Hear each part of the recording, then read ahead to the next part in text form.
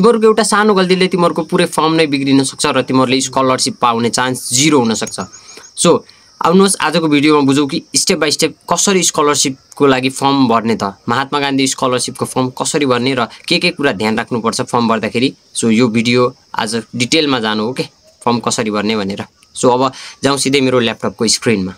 So फर्स्टमा चाहिँ अब हामी डकुमेन्ट हेरौँ हो कि कुन डकुमेन्टहरू चाहिन्छ भनेर। त्यसको लागि डाउनलोडमा आइहालेँ म आफ्नो चाहिँ लाइन बाई लाइन हेरौँ है त।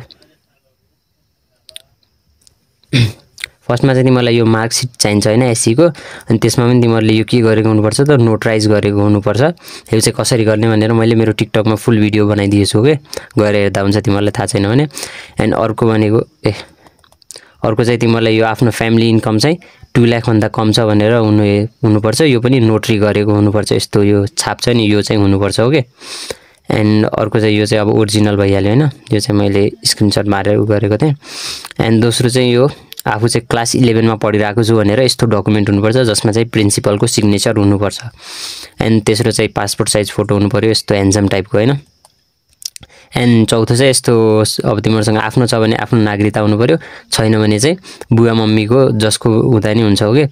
एन्ड नागरिकताको चाहिँ अगाडि पछाडि दुइटैको फोटो चाहिँ एउटैमा हुनुपर्छ। यो चाहिँ तिमीहरूले कलेज मेकिङ एपबाट गराउन सक्छौ या डिफ्रेन्ट वेबसाइटबाट एउटैमा गराउन सक्छौ, नभए क्याम स्क्यानरबाट नि गराउन सक्छौ।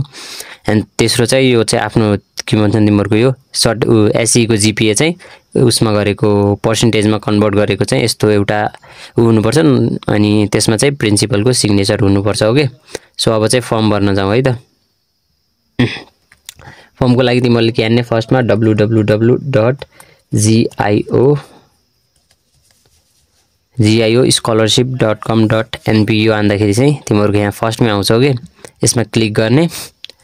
सो तिमीहरूले चाहिँ यहाँ पहिला रजिस्टर गर भन्छ है, यहाँ यो रजिस्टर तिमीहरूसँग छैन भने रजिस्टर गर भन्छ।